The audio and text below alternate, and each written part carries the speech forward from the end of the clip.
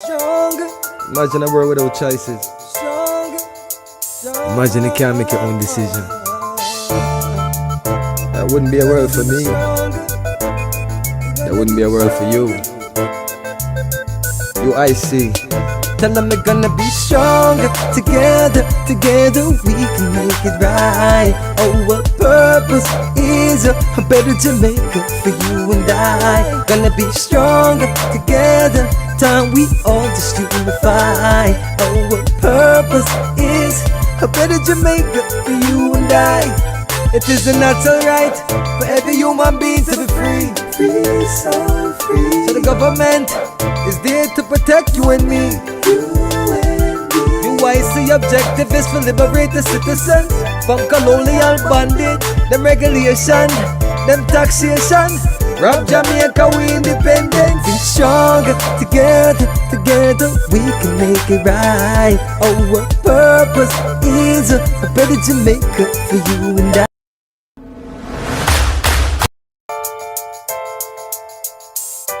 Stronger, Imagine a world without choices. stronger, stronger. Imagine you can't make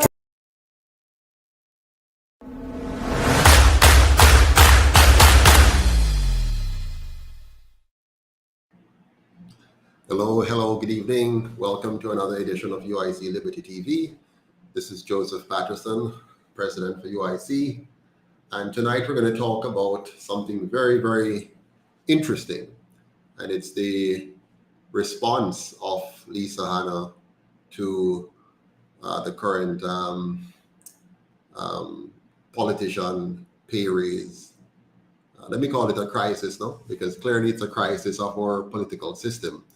So Ms. Anna has written an article and has gotten some news coverage about the whole matter, which I think is worthy of a thoughtful response from the UIC and in particularly from myself.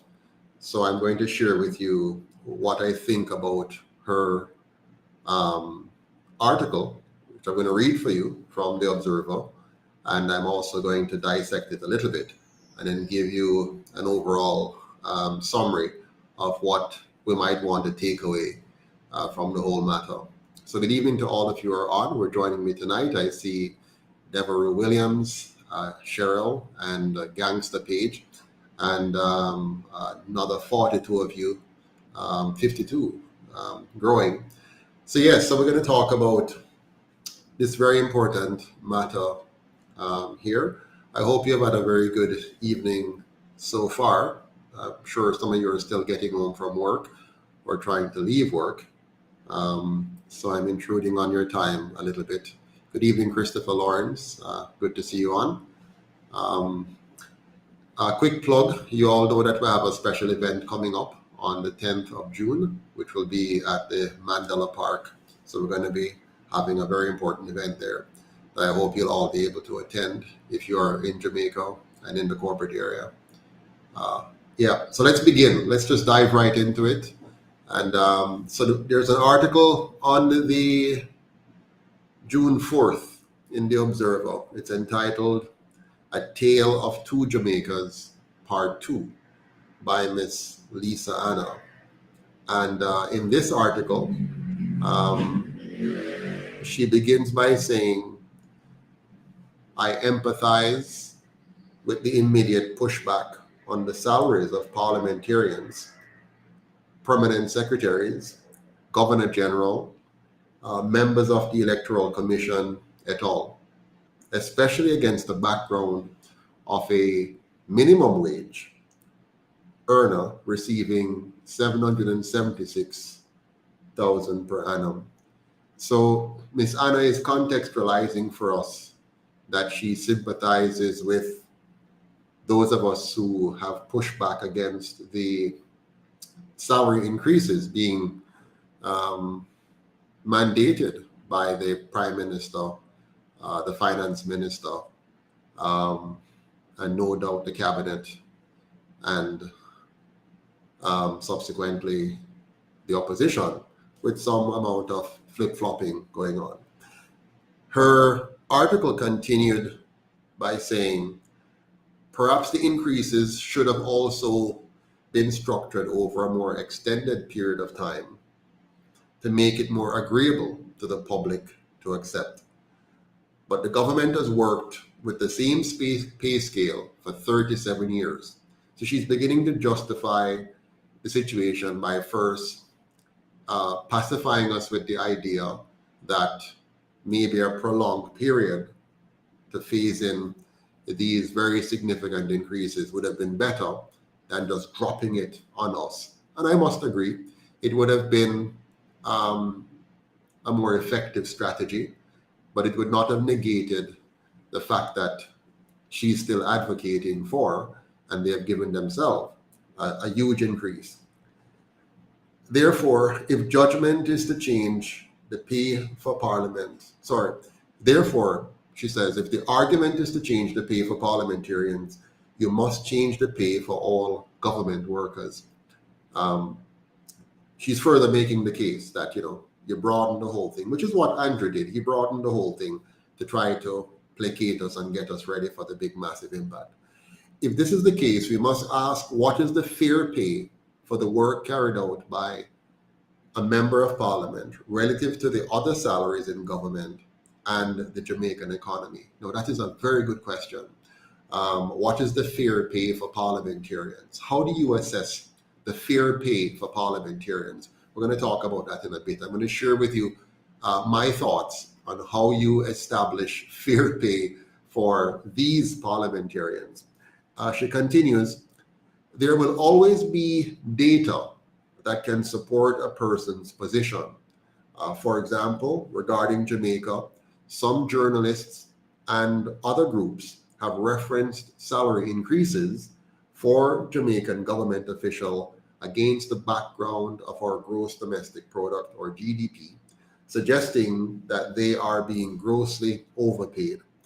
So she's explaining that some people, like journalists, have compared our parliamentarians' salaries relative to Jamaicans' GDP and the salaries of parliamentarians or government officials in other countries relative to their GDP, and that we might not look so good in that way.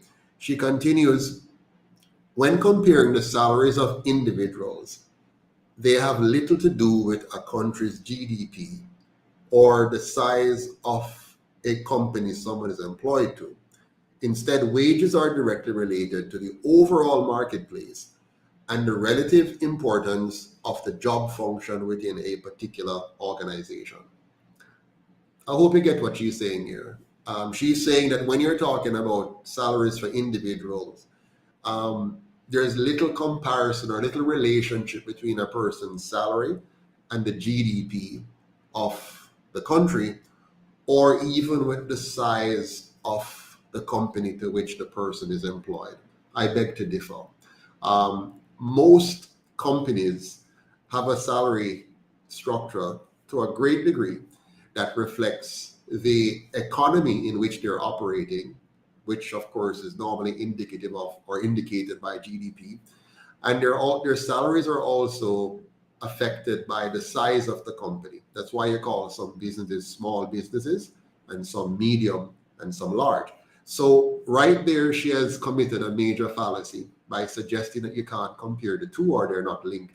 They are very linked. For example, salaries in Jamaica are very different generally from salaries for the same position in a country like, say, the US or Singapore or Canada or Germany. So she doesn't have a point there, but she sounds quite intelligent in saying it. She also says that you need to look at the marketplace. Now, how do you assess the marketplace for politicians?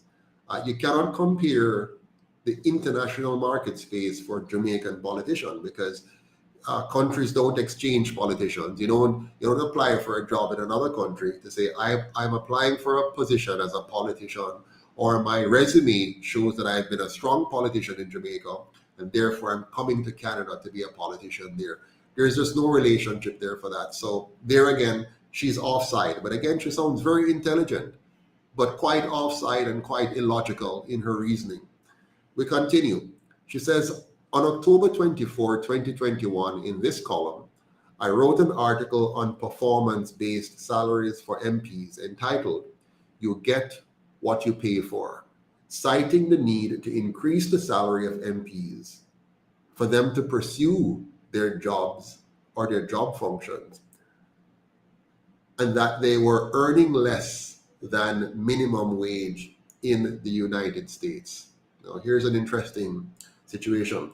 She has touched on some very important phrases. One of the phrases that she has touched on in this particular paragraph is performance-based salaries. And she's also used the phrase, "You get what you pay for." And then she cited the fact that the salaries of MPs is such that they were earning less than minimum wage in the United States. The UIC stands firmly on the idea of performance-based pay, very, very firmly on that. But she has not really enunciated what that really means. She has just touched on it, which makes her argument sounds very thoughtful and like she's giving a holistic position. But it's not really substantiated by anything. So it's just mentioned here. But the statement, "You get what you pay for," is a very, very important statement. In my future comment, I'm going to explain to you how do you apply the statement, "You get what you pay for," in politics versus how you apply that statement in the general economy, in a market-based economy or a monopolistic economy. So I'm going to speak to that later on. Wait for it. She goes on, "For full disclosure, I have been an MP since 2007. After government taxes and the PNP subtracting its mandatory 10% from my gross pay, my net monthly salary is $257,110.40. So Ms. Hannah is making it clear that she's getting a paltry sum of only $257,000 per month after two things: the government taking its taxes and her party getting a mandatory 10%. No, I didn't know that. I didn't know that every MP gives the party 10% of their salary. I didn't know that at all. So that's something new for you to log into your knowledge of the political process in Jamaica. 1 second here. Whoops. I think I'm losing some. Okay, here we go. Yes, so 1 second again. Let me see if I can make this any better. It's a little better. I hope so. A little too bright. Yeah, so so she's getting $257,000 since 2007 because the PNP takes 10% and the government takes some taxes out of it. So that's small in her estimation.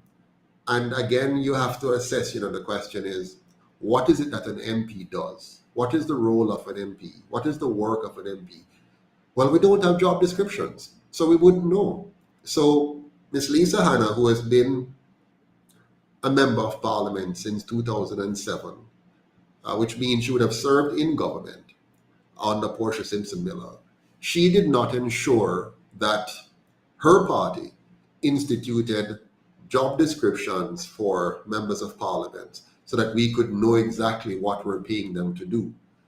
I'm sure she can tell you some things that they do, like they go to funerals in the community, they go to various functions in the community, they engage in a number of social activities in their communities and so on. But what is the real purpose and function of a member of parliament? I submit to you that our parliamentarians do very little by way of functioning as a member of parliament. For one, they do not represent their constituents. They represent their political parties. You will never see an MP in parliament fighting for the issues that are most important to their constituents. They fight for the issue that is most important to their political party. So they're not really representing us, even though they do get votes from the citizens at the local level. And even that is suspect, because in the last election, the government only got 21%. and the opposition got 16%. So they don't really represent the majority of Jamaicans.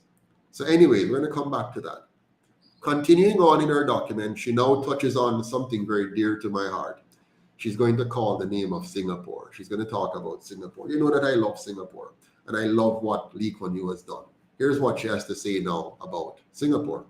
She says, Singapore is the envy of every developing nation, having moved its per capita income in 1960.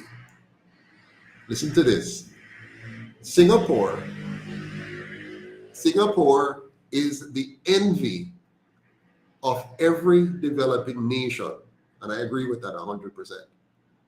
Having moved its per capita income, which is GDP divided by the number of citizens, having moved its per capita GDP income in 1960 from US $400. So that means if you take the income of the entire country and divide it by the number of people in the population, it comes out to $400 per person.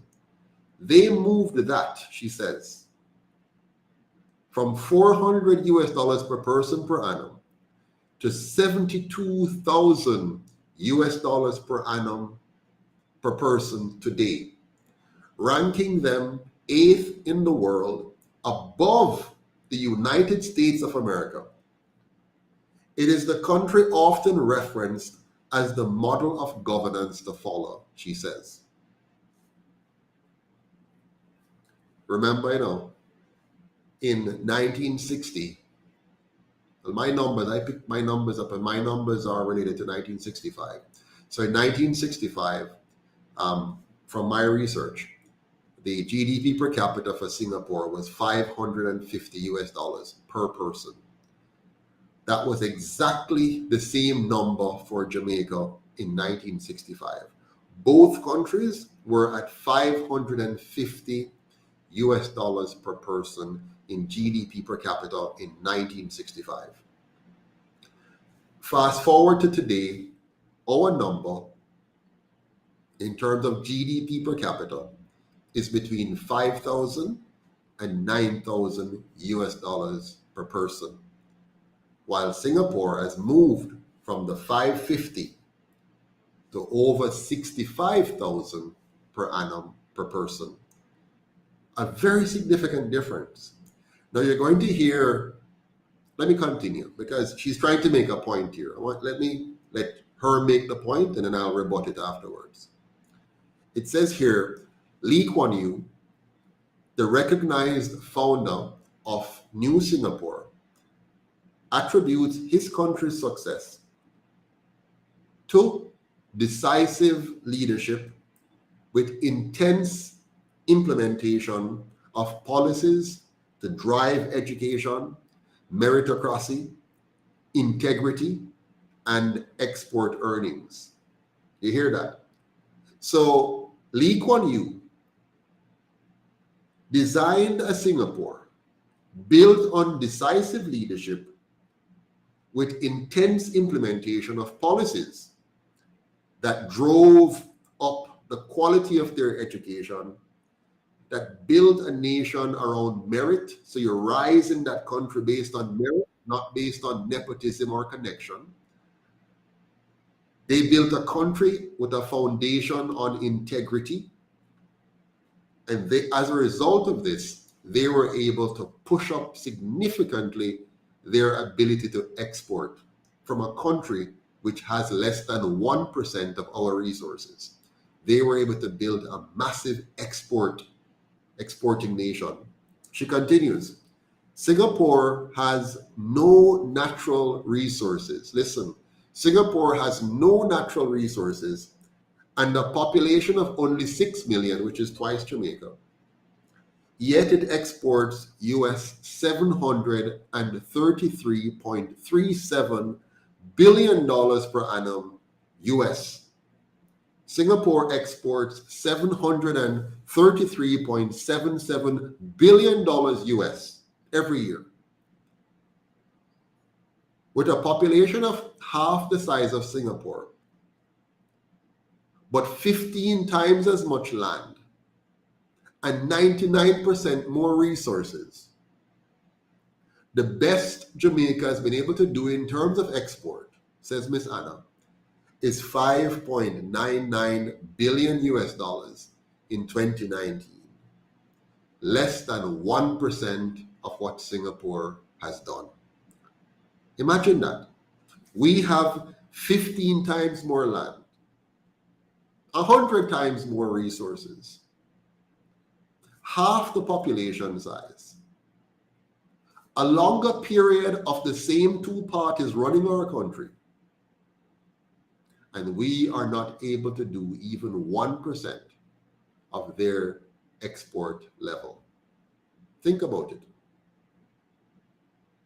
She continues, this should highlight my often repeated statement that Jamaica cannot prosper by selling to only 3 million people.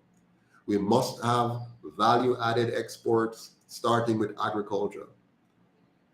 But I still see people with short-sighted vision, she says, continuing to focus on agriculture inward rather than towards export. So here she makes some nice statements.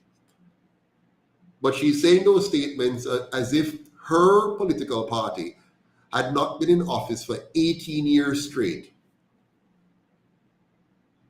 which means that they would have been in a position to do all of what Lee Kuan Yew did, all of it, because they had 18 and a half consecutive years to do it. But if you look beyond that, they had more than just 18 years, because the PNP was the first of the two colonial political parties formed in Jamaica in 1938 or thereabouts. So they have been around for more than 80 years now. They have been in government or opposition for more than 80 years now or thereabouts. So if anybody could have done what Lee Kuan Yew has done, the PNP was in a position to do it, and Lisa Anna was at least a part of that process, first working in the background, and then secondarily working as a member of parliament, and thirdly serving as a minister of government. But she and her party were not able to do anything similar to what Lee Kuan Yew has done in Singapore. Of course, I'm sure she will lay some blame on the other side as well, which we all should, because the JLP, for example, they were the first party to ever be elected since we have open election of one man, one vote in Jamaica. The JLP won the first election in 1944. And when we got the so-called independence, the JLP was the first party to form the government at independence. So they have had ample opportunities as well. And if you think about it, the JLP is the only party that has ever had 100% of all the seats in parliament for a full term. Or, well, they could have had a full term, but I think they call elections a bit early. In any event, the fact is, the JLP has been in a phenomenal position to create the kinds of outcomes that Lee Kuan Yew did, and they squandered it. They had the first chance in 1944. They got 2 terms. They had the first chance again at independence. They had 2 terms. And in both cases, 2 20-year terms, 5-5, 5-5, they failed to so impress the Jamaican people, to so inspire the Jamaican people, to so build confidence in the Jamaican people that they would have been given even more time to do great work, but they failed. And the PNP got 18 and a half straight years, and they still failed. So let's be clear on that. She goes on. Singapore, now she is listening to what she's saying. Now, this is important. She's now guiding us to her argument, by the way, is this. Because Singapore pays their politicians well, Singapore got great results. Fallacy, complete fallacy, which I will dismiss shortly. Wait for it. I'm going to bring home this point later. She says Singapore pays its prime minister $230 million annually, more than 5 times the President of the United States. Of course, Singapore is 8 times richer in GDP per capita than the United States. So she's justifying what the PNP and the JLP tried to do. She says Singapore pays their prime minister a whopping $230 million a year, more than 5 times the president of the US, with less than 2% of their population. So she's trying to show us that population cannot be a basis for setting a price. So Singapore only has 6 million, the US have over 350 million. So you can't use population as a justification to say your wages should follow your population size. And definitely not, but there are other factors. The Singaporean Prime Minister firmly believes that competitive ministerial pay in Singapore is a critical factor for eradicating corruption in the country. So her point is that having higher salaries for politicians will mitigate and limit corruption. There is some argument there, but again, it has to be contextualized. And I'm going to show you that argument that she's making is very fallacious because, let me not say it, wait for it. I want to explain to you later on after we've gone through what she's saying here.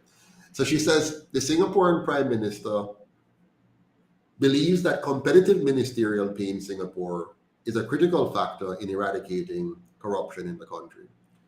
And by the way, Singapore eradicated corruption upon entering the political fray. So when Lee Kuan Yew and his ministers took over Singapore in the late 1950s, early 1960s, they made a commitment without the big pay to eradicate corruption, and they systemically made sure that they eradicated corruption at the front end. So our parliamentarians could have also eradicated corruption at the front end. What they're saying to us now is, pay us more now so we can eradicate corruption. You have given us 80 years so far, and we have used those 80 years to build a very corrupt country. But if you give us some more money now, you can trust us, depend on us, that we're going to now go and eradicate corruption. That is the logic that she's presenting here. A very poor logic, and one which suggests that she has some kind of serious analytical challenges. We continue. In Singapore, she writes, a minister of government earns $109 million annually. For them, the benchmark salary for an entry-level minister is based on the median income of the top 1,000 Singaporean earners, with a 40% discount to reflect the ethos of political service, according to the Public Service Division website. So break this down. In Singapore, they're getting 109 million, which is really cool, for the entry level. And it is based on taking the top 1,000 Singaporean earners in the country and then discounting it by 40%. So if they were getting $100, you take off $40 and bring it to 60 in order for you to get to the number that is here described. Closer to home, she says, in 2009, the salary for the Barbadian Prime Minister was $16 million per annum. The population of Barbados is only 280,000, less than the size of Portmore. So she's showing how a small population size of Barbados was not enough to cause the Prime Minister's salary to be, low compared to, in terms of Jamaica, that's relatively high, right? The Prime Minister here is getting less than that. And so she's making a case that if we look at Barbados, we're even behind Barbados, little Barbados. Yep. By the way, Barbados also follows the same corrupt system that we do. So not a good example there. So what is the salary of the top 1,000 earners in Jamaica, she then asks. Well, let us begin with lawyers, she says. several of whom charge $60,000 per hour, US 400. Within a 40-hour work week, they can earn up to $2.4 million per week or $124 million annually. Specialist doctors earn within the same bracket or more. So lawyers who, as you know, if you're a lawyer, you would have studied very hard in school to earn your law degree. And if you're going to make $60,000 an hour, you have to work very hard to build your client base and to deliver in a way that makes your clients want to keep you. And if you're a bad lawyer, people just simply don't pay you. So she's comparing herself to somebody like that, right? Where we don't hire politicians the way we hire lawyers. I wish we did. We don't hire politicians the way we hire doctors. But that's the comparison she's making. According to their published annual reports, leaders within the corporate Jamaica earn between 25 million to 100 million annually.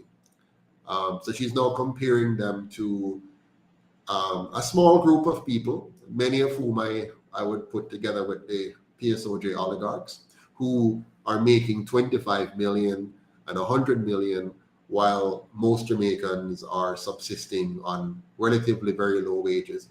25 million to 100 million is similar to first world countries in terms of pay level, while most Jamaicans do not get comparable pay that is similar to what somebody in the US doing the same job would get, or in Canada, or in Britain, or in Cayman for that matter. So again, she makes a flawed comparison by trying to say, let's use Singapore's model of looking at the top 1,000 earners. And if we were to look at that, then where should our politicians fall?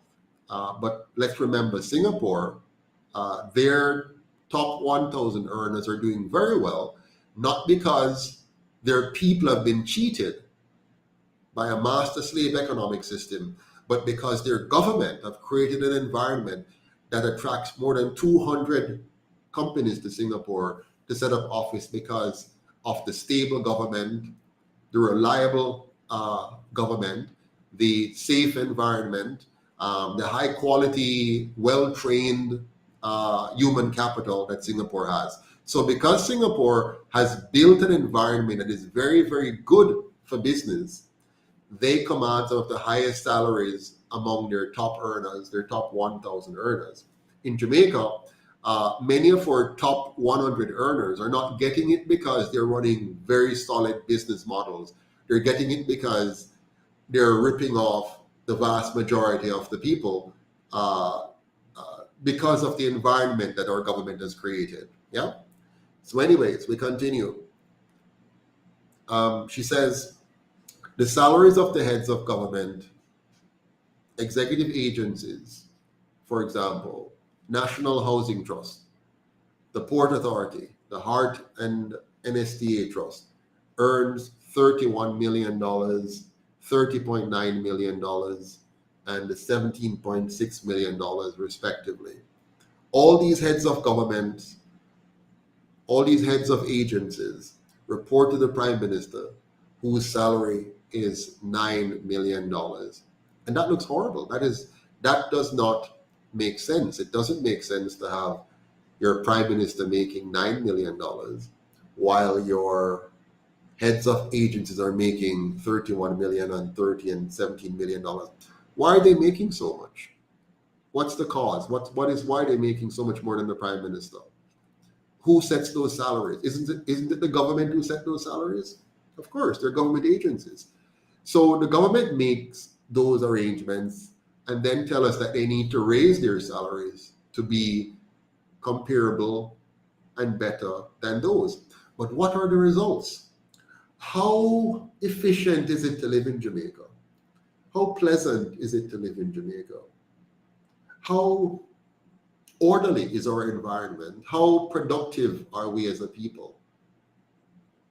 Every day I move around this country, I see people struggling just to get by, not just from a salary standpoint, but just to get through the inefficiencies and ineffectiveness and how painful. I'll give you an example.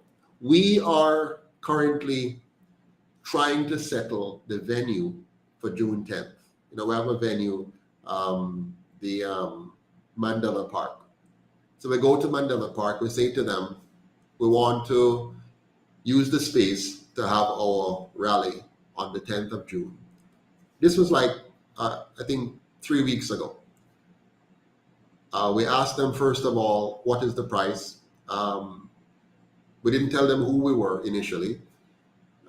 So they tell us if we're a church, we get it for $25,000. So we ask why? Why is it for a church it's $25,000?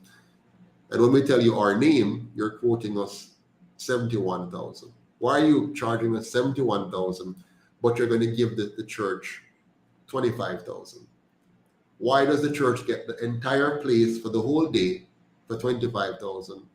And we, because we're a political organization, we must pay $71,000 and get it for a portion of the day. After much iteration, they say, okay, we'll give you a discount, bring it down to $52,000 or something like that. Yeah, $52,000.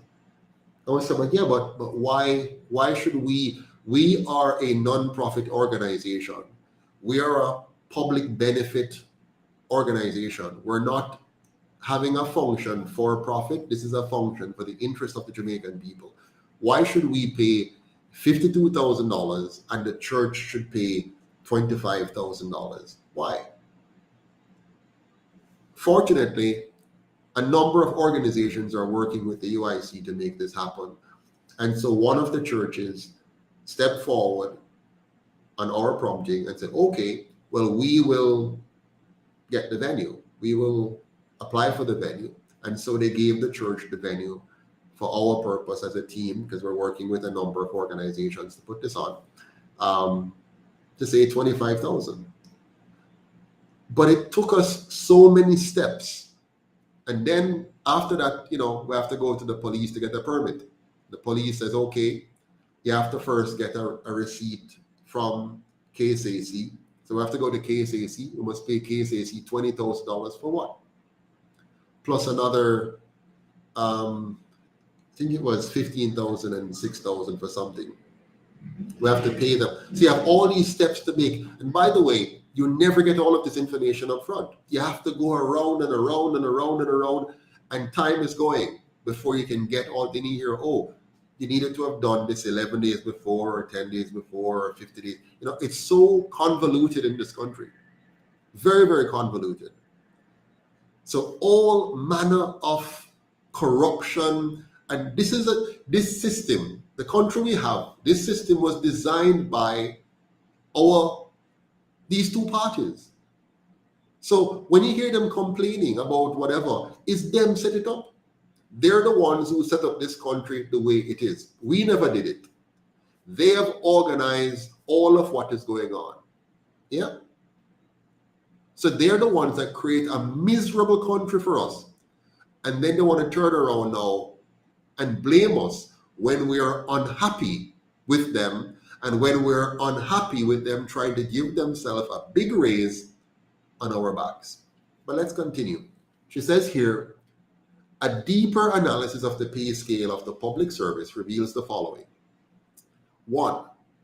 The payment of salaries to the public sector workers increased from $224 billion to $318 billion, which is an increase of 42%.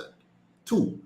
The impact of the salary increase represents 5% of the total tax collections, moving from 37% to 42%. 3. The entire government staff of approximately 100,000 people were the beneficiaries of these allocations, which is at 5%, have not put undue strain on the Jamaican budget. Okay, let's back up a bit and unpack her reasoning here. So number 1,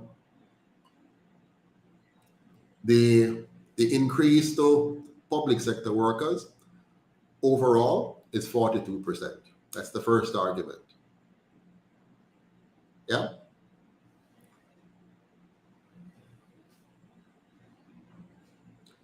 Number two, the impact of the salary increases represents 5% of the total tax collection. The increase represents about 5%. The entire government, she's saying, who are the beneficiaries of the allocations, will not put an undue strain on the budget because it's only 5%.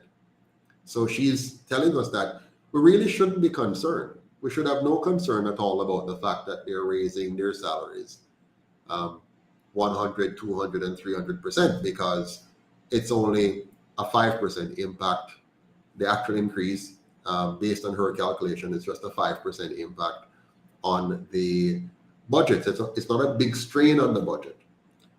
I guess it's not a big strain on the budget for the Jamaican people when so many of us are going home to communities with bad roads. I guess it's not a big strain on the budget when so many of our students in school don't have the resources they need. I guess it's not a strain on the budget when many of our police officers have to be doing 2 or 3 side hustles to make up their income. And the same for teachers and even for nurses. I guess it's not a strain on the budget when many of our young people are leaving school without the kind of skills necessary to be productive citizens. And as a result, the 70% who are failing are adding significantly to the crime statistics of our country by expanding those who are available for criminal activities. So her little 5%, as far as she sees it, doesn't have a major impact at all on Jamaica. Well, I think it does. There's a very serious impact because there are many families tonight who are not able to buy a full basket of grocery, and where they're having to choose between bus fare to go to work and lunch money for the kids and dinner tonight. So I see a serious problem there. But let's go on. She says it is worth noting that the Prime Minister's salary increase represents 0.0061% of the total salary budget, while the Cabinet Minister's increase represents 0.0804%, and permanent secretaries represents 0.0482%, and MPs 0.1518%. Now, I'm sure Lisa knows that most Jamaicans are not good at math. So when you list all of these 0.048 and 0.0804 and 0.1518, you have kind of lost most of the Jamaican people because math is not the forte for many. But fortunate for me, I'm an accountant, a CPA, and math is one of my favorite subjects, as well as economics. And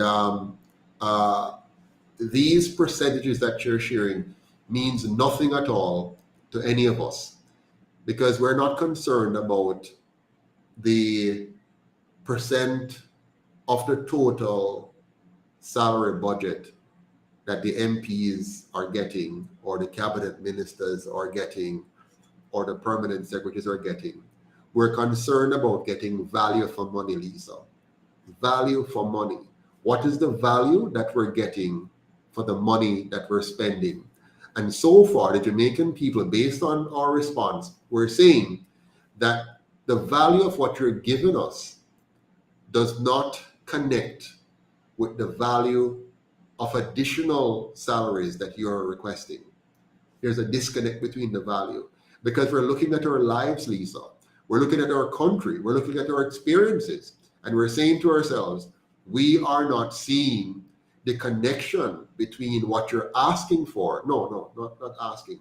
What you have taken, what you have given yourselves. We're not seeing the connection between that and the value that we're receiving as Jamaicans. So I hope you can understand that. She continues, the overall salary increase of the management personnel of the country represents 0.29% of the total salary budget. Can this be considered excessive? So percentage-wise, Lisa, 0.29 by itself is not excessive. The question is, are they really managing anything? Most of the laws that we have in Jamaica are not laws that are crafted by careful analysis and thinking by our politicians. There are laws that are given to us, given to them by their colonial masters.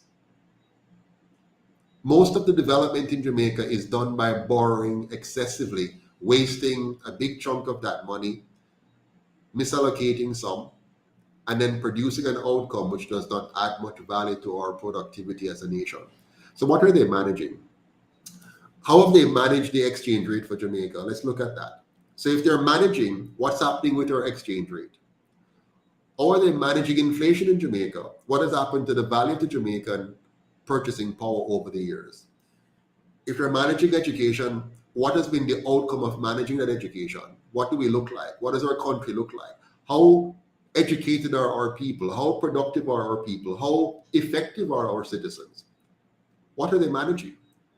If you're talking about managing our infrastructure, look at it, it's decaying. Yes, we have some toll roads, but they're toll roads, they're not regular roads.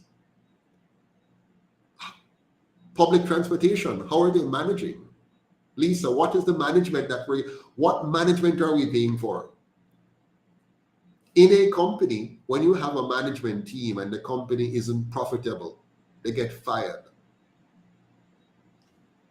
You can't compare that to our politics because our politics doesn't work that way. When we fire the JLP, we simply hire the PNP. And when we fire the PNP, we simply hire the JLP. And when we fire the JLP, we just hire back the PNP. So this is not a real open market. So we're actually not, you can't compare yourself with management of anything because your two parties have not managed Jamaica very well on any level.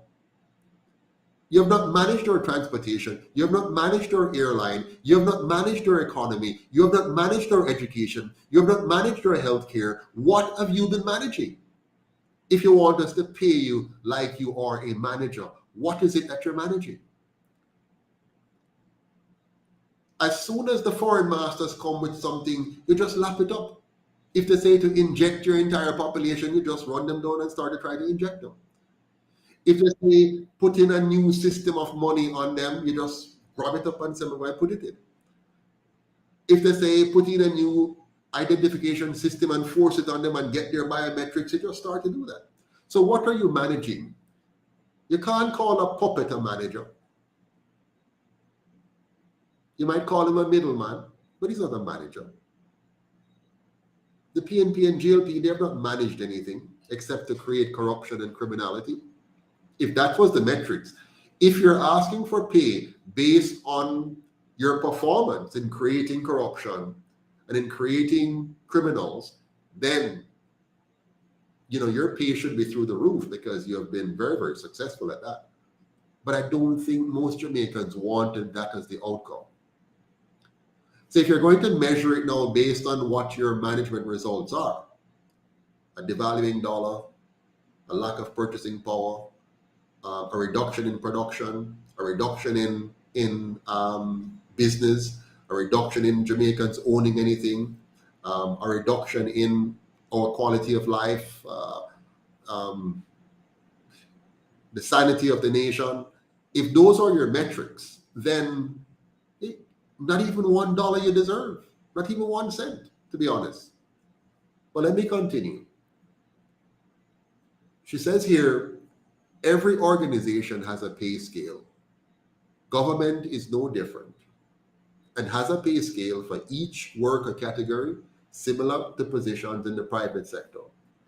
Based on the current pay scales, MPs would now be paid similar to a high school principal, bearing in mind that a principal has the security of tenure, holidays, and designated school working hours, while an MP does not. An MP has to reapply for their job every 5 years. So she's crying now. She's saying, look at it, it's so unfair. An MP is going to be paid similar to a school principal when a school principal has it so much better than an MP. A school principal has security of tenure, they have holiday pay, they have designated school hours, but MP don't have that. What does MP have? MP has no job description. They can not show up to Parliament if they don't want to. They have many side hustles. They are in a privileged position and can thief taxpayers' money.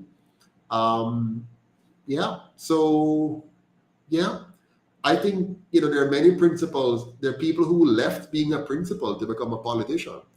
If it was so beautiful for principals, why are so many of them happy if they're given the call to come and take up a Senate position and then to be appointed into cabinet? I see doctors and lawyers leaving their professions to become politicians. So maybe, Lisa, you're missing some of the perks. Maybe you're not telling us the full story. What are the perks of being a politician? There's no way that the Prime Minister could be so wealthy on the measly salary that he has been getting for so many years. In case you don't know, the Prime Minister left university roughly about the same time that I did. And the Prime Minister has been in politics almost immediately after leaving University of the West Indies. I think he worked for a year in a kind of charity that might have been even politically associated. And then the following year, he was working as Mr. Siaga's assistant, because Mr. Siaga tutored him. Mr. Siaga trained him, right? Mr. Siaga was his mentor, as well as Golden. So he was well trained to be the politician you see him being today. And so for all of his work life, he has been in politics. Yeah, all of his work life, he has been in politics. I mean, actively involved in politics. He has been a member of parliament as a young man, and he has grown up through that system. So he is very, very experienced at politics. Clearly not at managing a country, but at politics. But yet still, unlike all the other young men who graduated from university with him the same time, who are making bigger salaries than him, some of them, right? Based on what Lisa is saying here. Him richer than all of them. How did he do that? Oh, you're going to tell me about his wife. His wife did it. So maybe it's his wife that did all of it. But then she gave up, or maybe she didn't, but she also jumped into politics. She never said, okay, honey, you go on with the politics thing, which don't pay much, don't offer much, and I will continue to do our lucrative business, which gives us a whole heap of wealth. Because obviously something gave them a whole lot of wealth. It couldn't be politics, because politics doesn't pay very well. They're telling us it hasn't paid them very well for 37 years. Yeah. So it couldn't be politics. So where did the wealth come from? And then we can't get to see the details of where the wealth come from. We get some lame reports. We can't tell the details of it. Yeah. So the bottom line is, Lisa, your argument again here fails too. Because clearly you're in a much better position than the principal. And this is politics, Lisa. You can't expect to be in politics for life unless you're a dictator. You can't have tenure. It's a very different nature. It's a different kind of job, Lisa. So you can't expect that you should have security of tenure and the same kind of structure as a school principal. And the truth is, I can bet you, if you take a school principal and look at their impact on the lives of our Jamaican people for 5 years, that impact might be far better than the impact of a politician for 5 years. The politician spent those 5 years, for the most part, seeking to figure out how to trick the people into electing them for another 5 years. You go to most communities around Jamaica. Come to my community. I'm here in Bogue, Northeast St. Elizabeth. where if you come and look at this community, show me what the politicians have done for the last 5 years. Show me what they've done for the last 10 years. Show me what they've done for the last 20 years. And so on.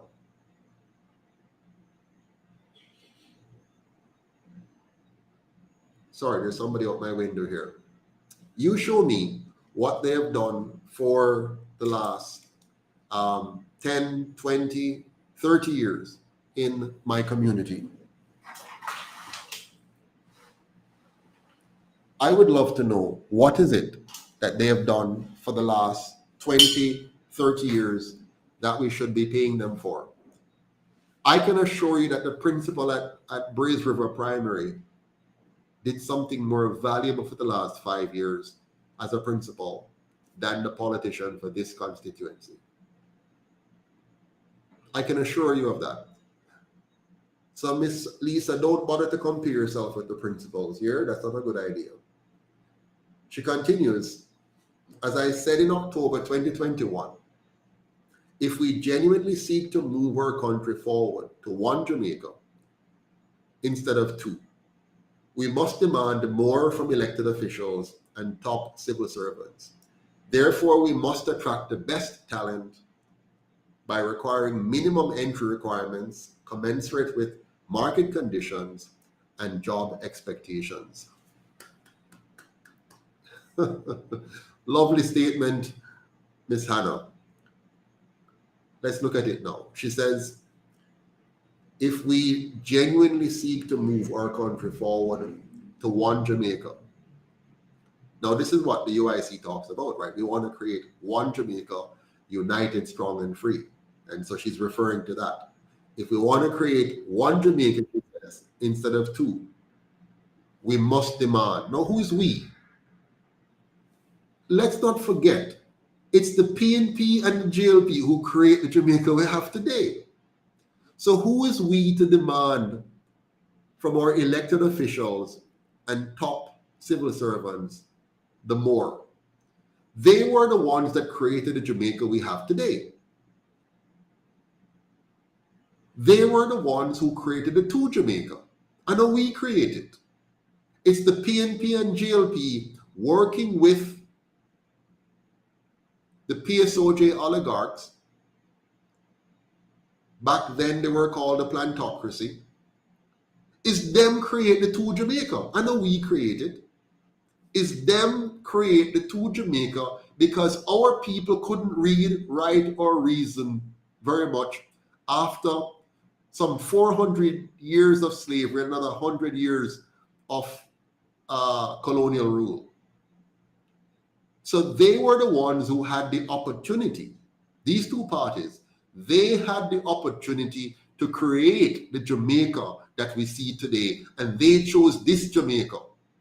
They chose to create this Jamaica and now saying we must demand. What are we going to demand? All we can demand is that they get lost. And I'm hoping we do demand that at the polls in the next election. On a serious note, she's saying, if we genuinely seek to move, so it means they weren't genuine. All those pretty speeches that she had given over the years, they weren't genuine. All the nice words about why you went into politics, it wasn't genuine. You said, Lisa, you said it, that you have been intrigued by politics all your life. You talk about how you were mentored by PJ Patterson, how you were mentored by Portia Simpson, and how you get up every morning looking forward to do this. Are you telling me, Lisa, that you were not genuine all this time? And for you to be genuine, we now need to increase your salary and that of all politicians in order for you to now be genuine. Something is wrong with that argument, Lisa. Something is very wrong with that argument. Very wrong. She said, we must attract the best talent.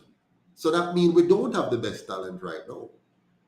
We must attract the best talent by requiring minimum entry requirements, commensurate with market conditions.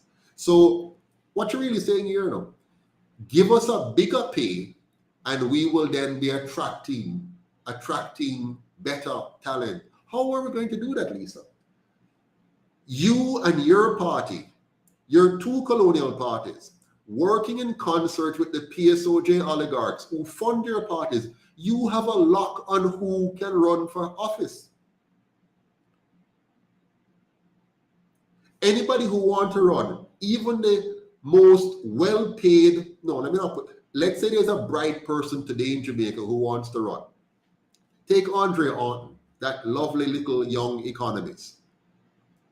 If he wants to run and serve his country, in his mind, there's no way to do it but to join one of your two parties so that he will receive the blessing of the backing that comes from the PSOJ oligarchs. So that means that no matter how much we pay UNO, your system will still have control over the political process and decide who can get in and who can be more likely to be elected. So don't come and try to fool us with this argument that if we give UNO more money, we're going to attract brighter people. We won't be attracting nobody. You will simply now have the means on top of the one you have already stolen, all of UNO. You'll now have the means, by virtue of legalizing the theft, you'll now have the means to fully lock out anybody else out of this process.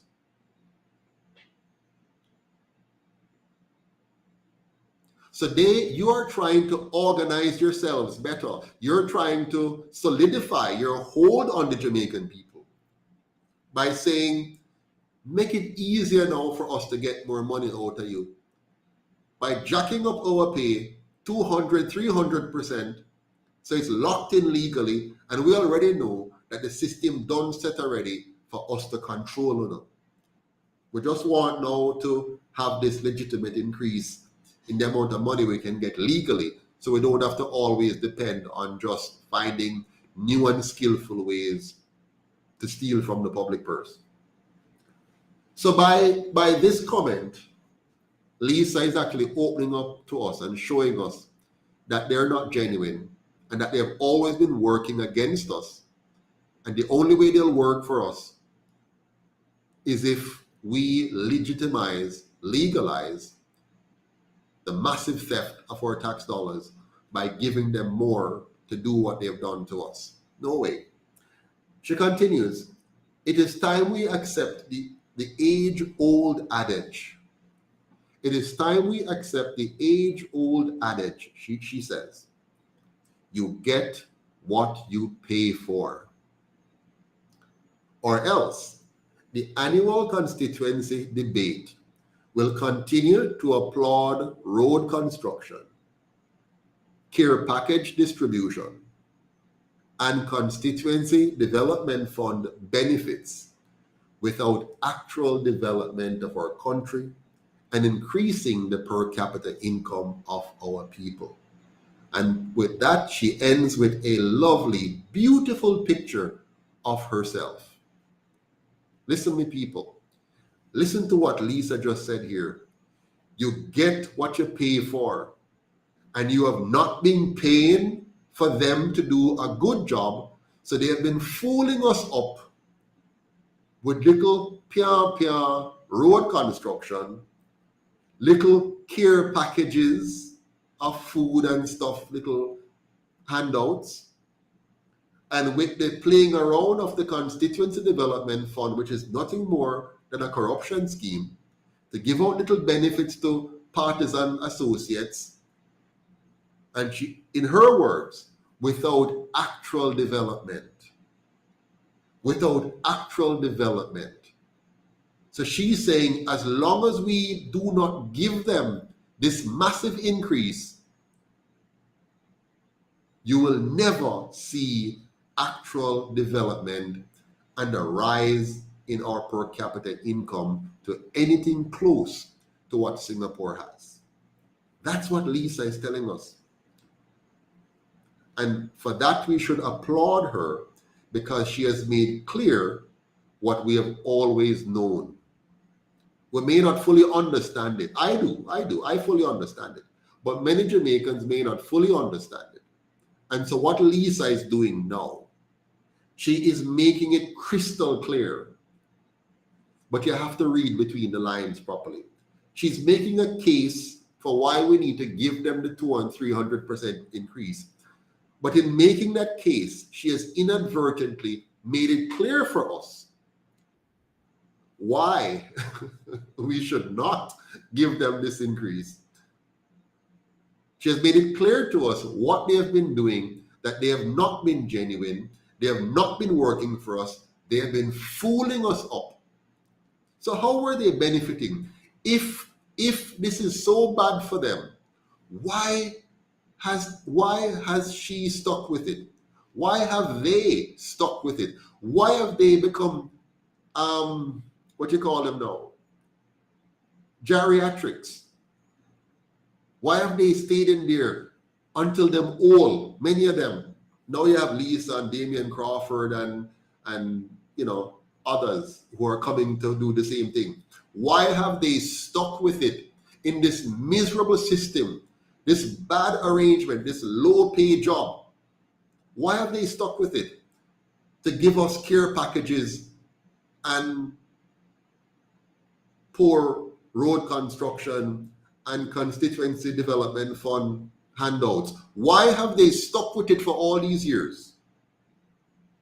If it's so bad, come to tell us now that it's so bad that if we want better, we need to do better and pay them. But had them set up the system, and they have set that system up, and they've been running that system for 8 years, and it's now they're telling us that we need to pay them more for us to get actual development. We have to pay them more now if we want them to finally start to do the job which they said they were doing before. So all those debates that you saw Lisa in, where she's saying what a great job that the PNP has done and what they have done and all of that is a lie. She knows it's a lie because she's saying they were never doing any real development. Never. Because they were not being paid to do real development. So they were just warming the benches. They were doing something else other than real development. Well, I'm done with her now. I want to turn my attention to what I promised you in the beginning.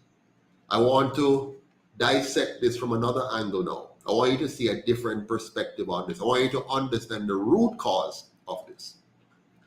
And so now I'm going to shift the focus of my presentation from Lisa's article, which we see is complete hogwash, a bunch of intellectual foolishness, an attempt at disguising the reality that they have not been serving our interest, but have been pretending to do so, and that they will never do so unless we authorize them to make legal some of the theft that they have engaged in. So I'm going to shift my position now to really give you the full behind the scene understanding of this.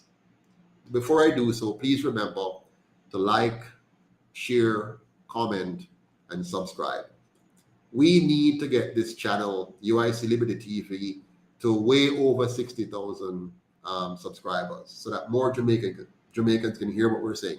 Because remember, the media isn't carrying us. They don't want us to hear. They don't want Jamaicans to hear what I'm saying.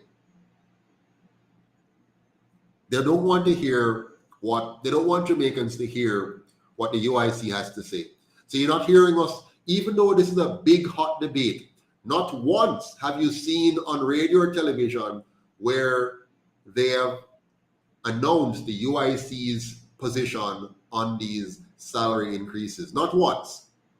No big issue in Jamaica do they ever show the UIC's position. And they're watching. They're on my program here watching and taking notes. The PNP is watching, the GLP is watching, the PSOJ is watching, and all the major media houses are watching. And then they take whatever they can and they try to repackage it. So you'll hear Damian Crawford going around now talking about land reparation because they hear it from me and they try to repackage it now and sell it back to the Jamaicans as if they mean these things and want these things to happen. So you have to help us by liking. The more you like, the more you comment, the more you subscribe, the more people you get to subscribe, the more you share, is the more you're helping us to reach more Jamaicans.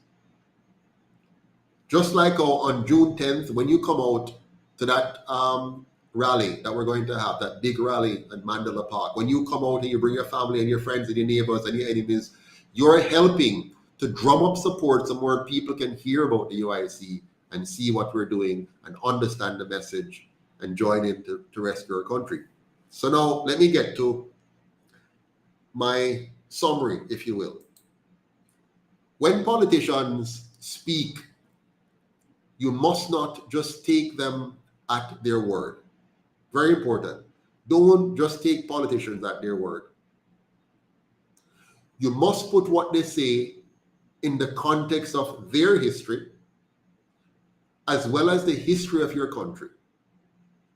Otherwise, you'll be easily swayed by their charisma or twisted logics and end up giving them the unintended permission to screw you over and over again.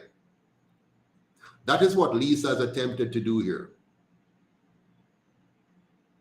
Now, Andrew, Mark, Nigel, and now Lisa have been playing with our hearts and our minds on the matter of their cunning attempt to legalize the theft of our tax dollars. That's what they're trying to do.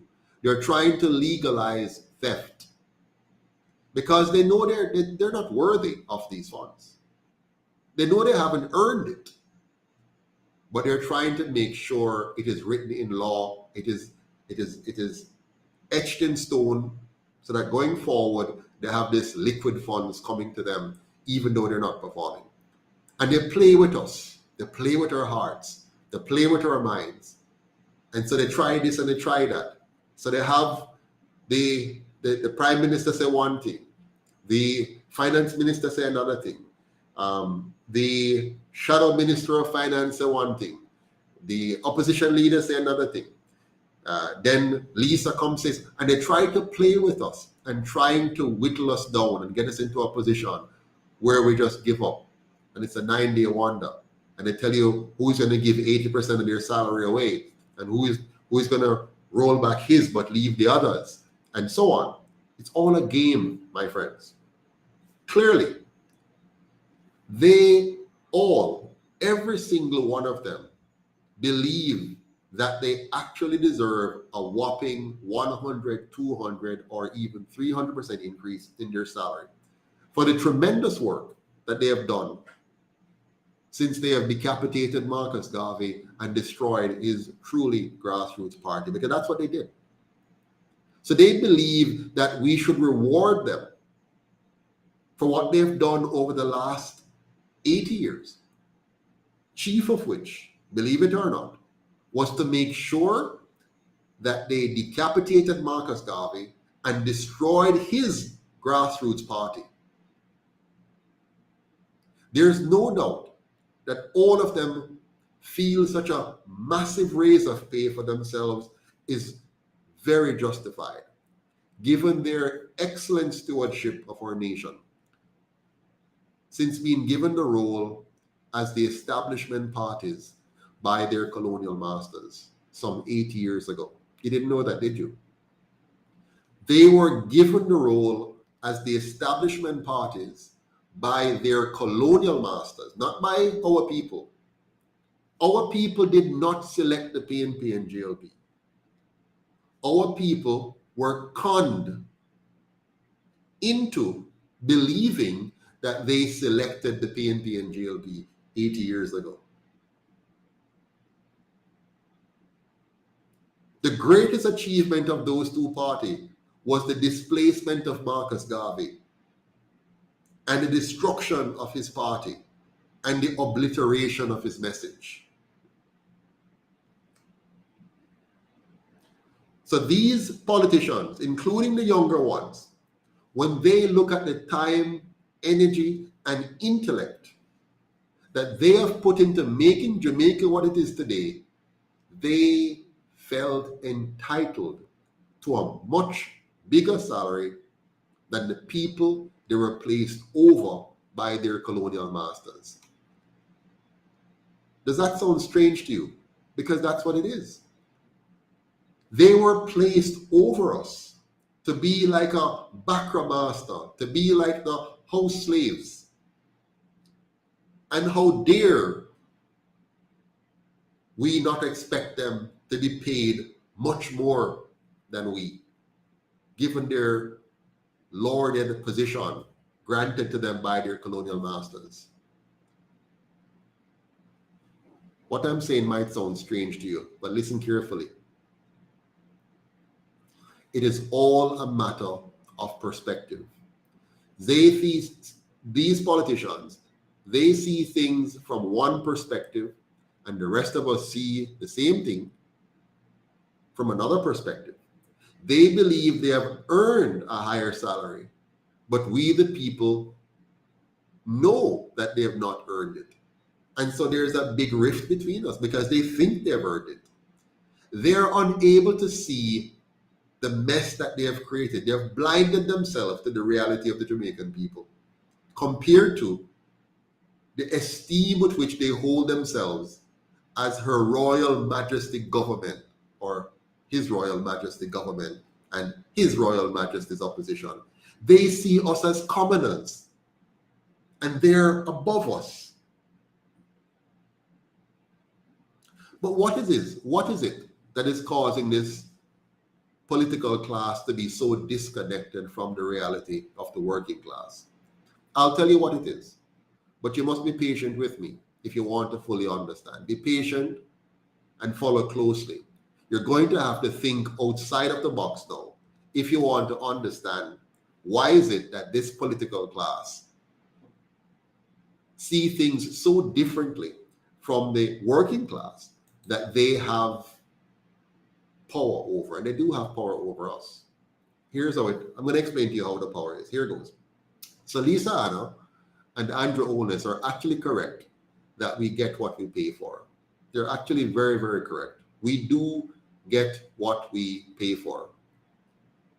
But the statement only applies in a truly free market economy where the customer has real choice and the customer has the means to make or create those choices. So you get what you pay for in a free market economy, a truly free market economy where you really have choice and you have the means to make those choices. If the market, however, is a monopoly or there is no real competition in the market, then the customer can only buy what the monopoly offers, or the customer can choose to go without. But in a sense, you have no choice in a monopoly. In other words, the monopoly first robs the customer of any choices and then forces the customer to live with the choice made for them or to leave it. So it's a take it or leave it situation. Unfortunately, in our politics, leaving it means living with it. In other words, not voting for one or the other still leaves you to suffer the bad governance of one or the other. Let's bring this fully to our politics. The Jamaican people have been robbed of any good choices when it comes on to our politics and our government. In 1944, when we had our first ever open one-man, one-vote election, the JLP and PNP were bought and paid for by those who controlled our economy and money. We call this group the plantocracy. They owned the plantation. They owned the commerce and trade. And the vast majority of people were just subsistent persons or persons looking for a job from these moneyed class who controlled the wealth built up and organized by the colonial masters. Okay? So at the time when we were given the right to vote in 1944, the two parties presented to us, there are other parties as well, fringes, but the two major ones presented to us was bought and paid for by the plantocracy, by what we call today the PSOJ oligarchs. So they bought those parties, they own those parties. The PSOJ oligarch and the media that it owned and which it controls, they colluded with the colonial masters that were still here in their full force. They colluded with them to run Marcus Garvey and his grassroots party out of town. So they got rid of the real competition. They got rid of the real choice that you would have had. And then they gave you their option of choice. They eliminated the competition and created for you a monopoly and a fake competition. So you saw two thinking you have choice, but it was a fake, it was a controlled monopoly, a controlled opposition. So from 1944 until now, some 80 years, the PSOJ oligarchy has been getting what they paid for with the money that they extracted from the working class, from your grandmother and grandfather, and from your mother and father, and from now us. The money that the PSOJ oligarchy is taking from us, they use to buy the politics that they want, and they are getting what they paid for. You're not getting what you paid for because you don't get to pay for anything really directly. You pay indirectly by them sucking that money out of you, owning that money, and using it to pay for the kind of politics they want. So from 1944 until now, 80 years, the PSOJ oligarchy has been getting what they paid for. I know Lisa said we get what we pay for. What do we pay for? In other words, the PSOJ oligarchy is really a simple, powerful continuation of the old plantocracy class, a continuation of the colonial master's agenda, who desperately wants to maintain a system of slavery at all costs. Slavery takes different forms. It's not just a form where you have chains and whips. They have a better form, which is now called wage slavery. Let me break it down for us. In 1838, when the colonial masters gave us a fake freedom, and in 1944, when they gave us a fake democracy, and in 1962, when they gave us a fake independence, the majority of us couldn't read. We couldn't write, and we couldn't reason effectively. Can't read, can't write, and can't reason. Not because we didn't want to, but remember, they withhold education from us. And when they did give us a form of education, it was mostly a form of brainwashing, so that we don't like even ourselves. We don't like our hair. We don't like our nose. We don't like our mouth. We don't like our skin color. We learn to be subservient.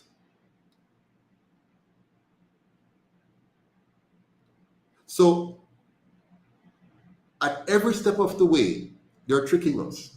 Every way. They're always trying to trick us. So in 1838,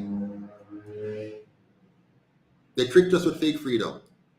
In 1944, fake democracy. We can vote, but they control it. In 1962, fake independence. Independent, but not independent.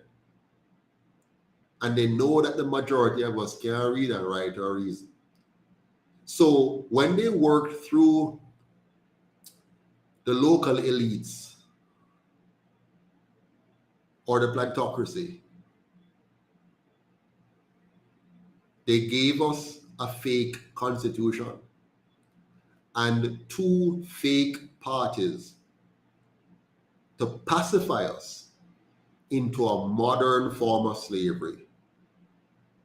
And we were none the wiser. We ran off with it thinking that we were actually engaged in real political decision making, real deciding between different ideologies, and we were really voting for something. No, it was all a trick, a mirage actually. So the local elites, or plantocracy, which I today call the PSOJ oligarchy, they all colluded with the colonial masters to give us a fake constitution to this very day, and two fake parties to help us implement something against ourselves, pacifying us that they're addressing our various concerns.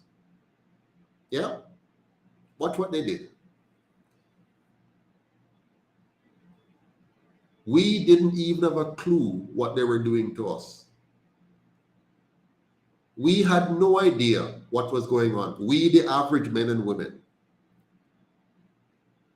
And they were doing it with the help of two imposter parties led by two white-looking cousins, Norman Manley and Alexander Bustamante. And we were enamored by them. We were excited by them. We were impressed with them. Because remember, our brains were already tarnished, because just looking at them, we see that they were like gods. And they hijacked the workers' movement and convinced us that they would take a bullet for us. Remember, Bustamante, shoot me and leave the people? Yes, them trick us really well. So they won our trust.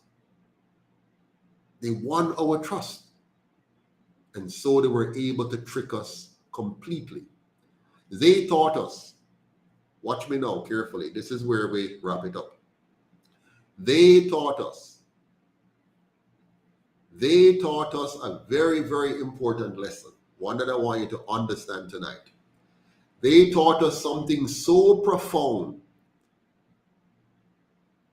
that it has chained up our minds, chained our hands, chained our feet.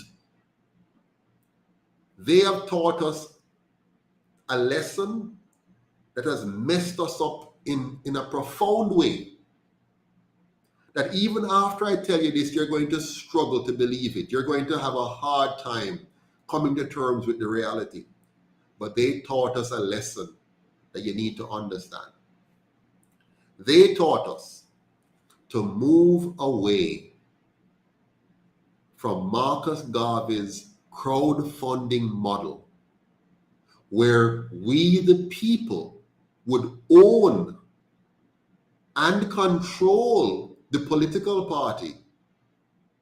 And as a result, through the political party, we, the people, owned, not the oligarchs, not the plantocracy, not the elites in our society, but we, the mass of people. They taught us to move away from this fundamental idea that Marcus Garvey used to build the UNIA, that Marcus Garvey tried to build here in Jamaica, that Marcus Garvey succeeded with so phenomenally in the US, to the point where the US government had to come to deal with him and get rid of him because he was liberating and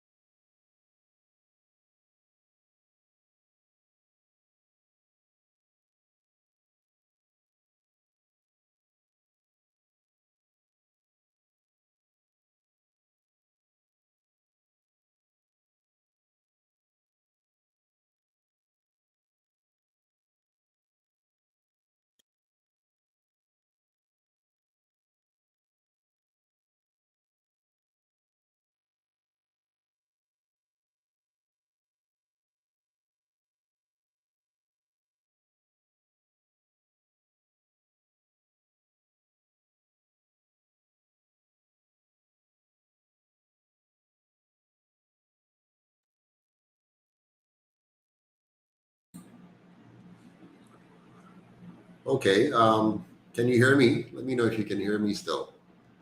We lost connection there earlier. Can you hear me? That's here. Can you hear me? Here. Phew.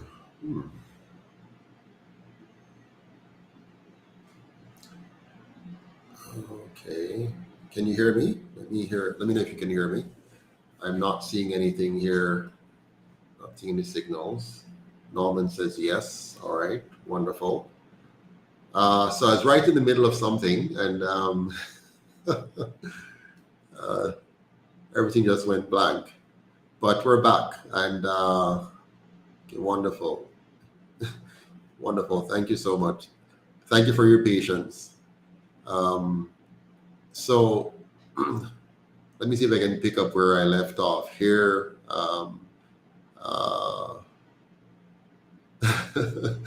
Well, Sonia, I don't forget. I think I remember exactly what I was saying.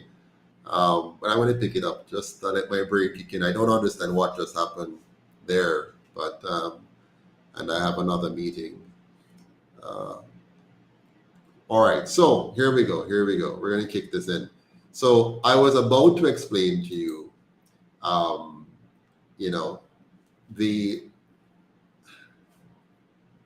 what they want, what they have taught us. The two parties working in concert with the colonial masters, with the PSOJ oligarchs, they have taught us something fundamentally destructive. They have taught us that the way of Marcus Garvey is wrong. What Marcus Garvey did in the 1930s leading up to the 1944 elections, they taught us that we should not follow his model. His model was to create a political movement that was truly by the people, of the people, and for the people. And what do I mean by that? His model was a crowdfunding model where the movement was not owned by the rich elites in society. The movement was owned by the people, particularly the mass of people who were being oppressed by the minority, the elite class, the PSOJ oligarch class, the plantocracy class. So Marcus Garvey was showing us the light that we must never allow our political system to be owned and controlled by a few, but must always have that system resting in the hands of the people, the mass of people. And so what Marcus Garvey created was a crowdfunding model. So his party, his political party, would be owned and funded by the people broad-based. So he didn't have any one man, one woman, or a few men and a few women who would be giving millions and millions of dollars and have control over the party. But rather, you would have thousands and thousands of people giving them little bit. So the little shoemaker, the little dressmaker, the little snow cone cart man, the little farmer, little shopkeeper, everybody are throwing in them little bit to fund the movement so that the big money interests can't take it over. You follow me? And so that is what Marcus Garvey created. And these two parties, working insidiously, they have trained us away from that. They taught us to move away from Marcus Garvey's crowdfunding model, where we would own and control our own political party, own and control our own minds, own and control our own lands, own and control our own industries, own and control our country. They caused us to move away from that paradigm to a different paradigm. Which paradigm? Which paradigm they tricked us into accepting? They fooled us very, very effectively. They fooled us into thinking we can get something for nothing. They fooled us into thinking we can get something for nothing by sending us fake leaders, misleaders, to buy us with free things at election time, to buy us with promises of freeness if we vote for them.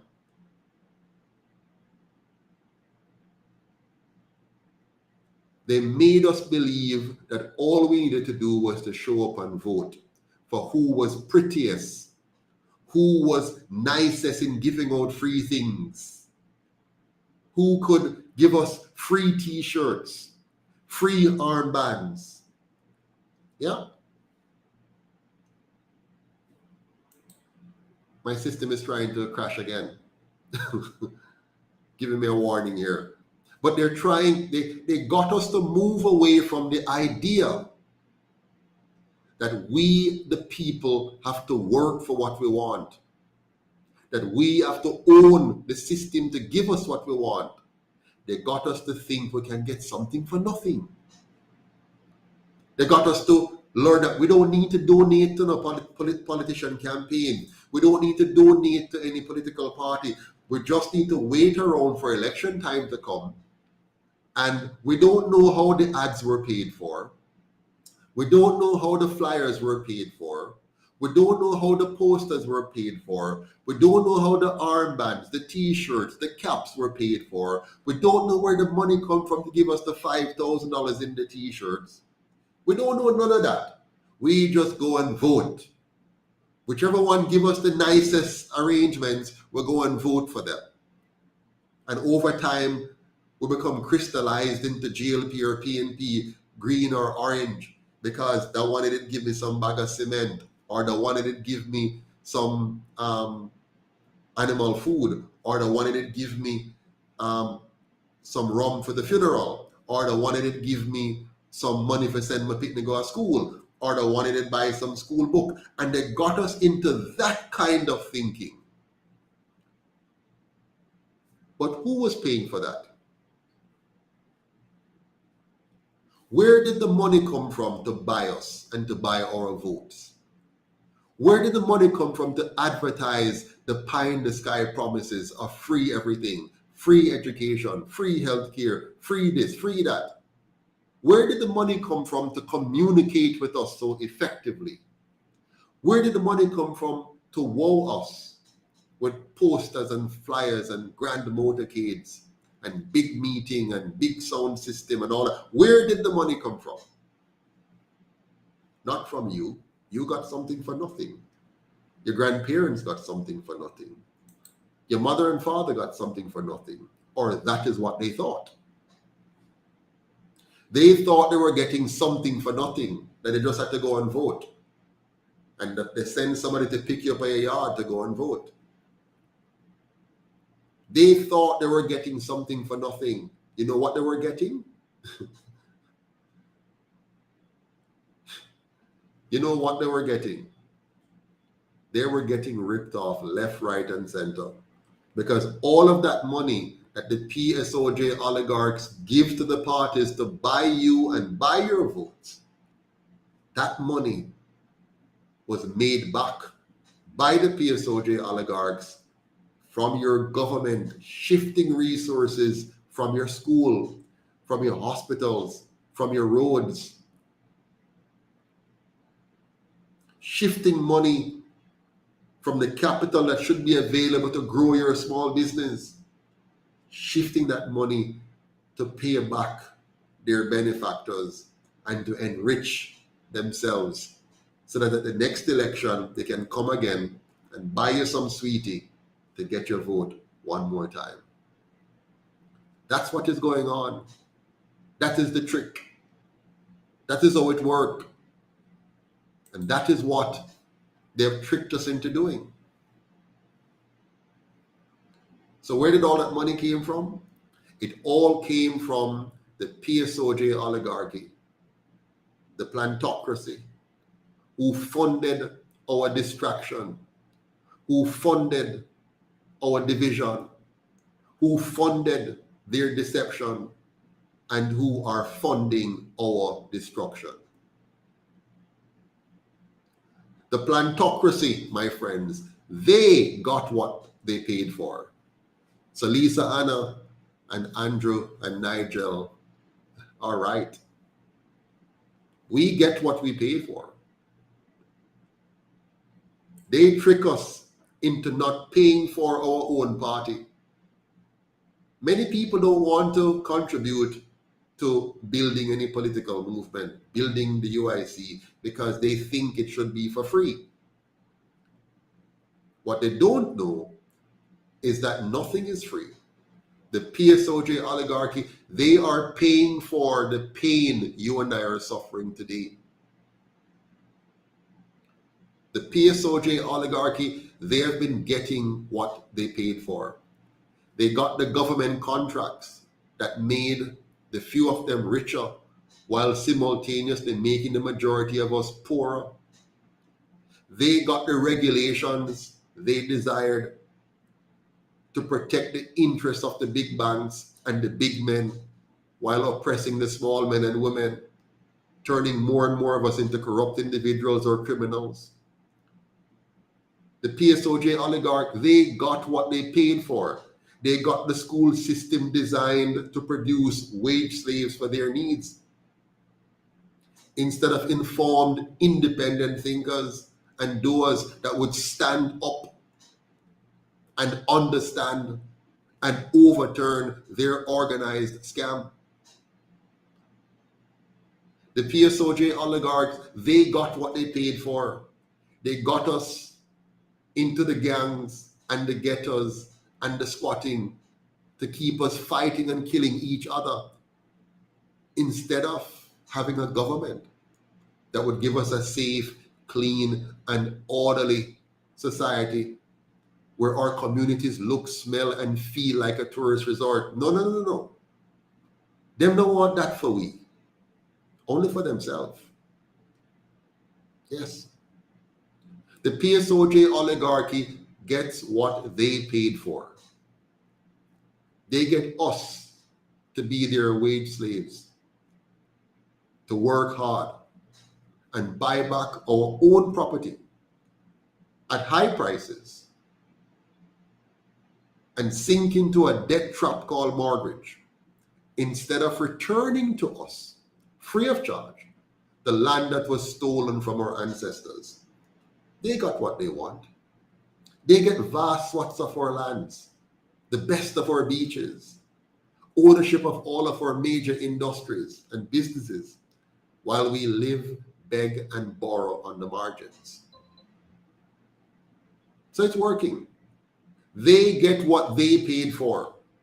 And as long as we continue to fall for the lie, to fall for the trick, where we do not pay for the political party that we want and build the political organization that we need, as long as we don't do that, then we will get what we paid for, nothing but what we have now. The kind of politicians we have now. So the answer is not to give them a bigger paycheck. The answer is to give them a pink slip. That is the answer. But you can't give them a pink slip by just saying pink slip, because they have it figured out. They have set up a system where you vote for one or the other. So whichever one you vote for, the system remains, and the PSOJ oligarchy continues to sit atop and stay fat. So if we want to change that system, we have to decide that we're going to pay for the change. We're going to join the UIC. We're going to volunteer in the UIC. We're going to donate to the UIC. We're going to run for office as a candidate in the UIC. We're going to get involved in the UIC, get involved in how it raises funds, how it spends the funds, how it manages its process, how it selects it. Get involved at whatever level is comfortable for you, but get involved. You must. If you don't do that, the PSOJ oligarchs will be very happy, because they know that even if it's only 20% of us that vote, as long as we only have their two parties in front of the people, they will win. They will win. Yeah. So when you hear them talking about Lee Kuan Yew, don't be fooled. They're going to use it up now because they want to make sure when you hear it from me, it sounds, you stop paying attention. So you'll hear them talk about Lee Kuan Yew of Singapore, that he himself said, if you get a government on the cheap, you'll have a cheap government. And that is true. So we have gotten a government on the cheap, so to speak. We've allowed them to trick us into believing that we can get something for nothing. He was right. But none of them can walk in a Lee Kuan Yew shoes. Not one of them. Lee Kuan Yew and his team in Singapore earned the high salaries before they were paid the high salaries. Look at the history. They gave the people the following: a stable, competent, and effective government, a safe, clean, and orderly society where every Singaporean could live, earn, and retire with dignity. They gave their people a world-class education, healthcare, and housing system that brought out the best in their people. They used the last 25 years, or I shouldn't say the last, but they used the first 25 years of their independence, from 1965 to 1990. They moved their people from a dirty, disorderly, dangerous third world country into a first-class nation. There's no comparison here. The only comparison we should make between Singapore and Jamaica is that those who have been in our government for 80 years cannot come close to what Singapore did in 25 years. That is the comparison. Not about the wages, not about the salaries. Singapore's leaders deserve the salaries they get because they produce the results they produced. Our misleaders are not even worth what they have collected so far. What is to start paying for what we want by building our own political party that's of the people, by the people, and for all the people. And that is the reason why we created the United Independence Congress of Jamaica. We indeed have the blueprint for a better Jamaica. We are the answer to Jamaica's problem. Not me, Joseph Patterson, but we, you and I. We are the ones. If we join hands together, nothing can stop us. If we overcome the mental slavery of being divided into orange versus green, if we overcome the mental destruction of resigning ourselves from politics and say I have nothing more to do with politics, if we overcome those tendencies which they have pushed us towards and decide that we are ready to join hands, that we're ready to be one again, and that we will not allow anybody to come between us, and we decide that we're going to build our own movement. And that's what the UIC is about. We're not perfect because we can't be perfect without you. We need all the skills and competences that are out there. So if you're a lawyer, we need you. A teacher, we need you. Engineer, we need you. Shoemaker, dressmaker, we need you. Unemployed, we need you. Senior, we need you. young boy, young girl in high school, college, we need you. We need all of us to pool our time, talents, and treasure together to take back our country. That is our mission now. That is our goal now. We now see the full picture. We now know how them trick we. We have seen it clearly now. The UIC has brought to our attention fully what they've done to us. And the question is, are we willing and ready now to stand up and fight back and take back our country? I hope to see you on June 10th at 4 p.m.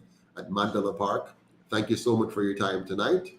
And please remember, one Jamaica, we're stronger together.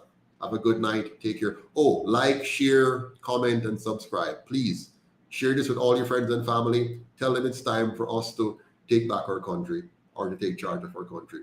Have a good night. All the best.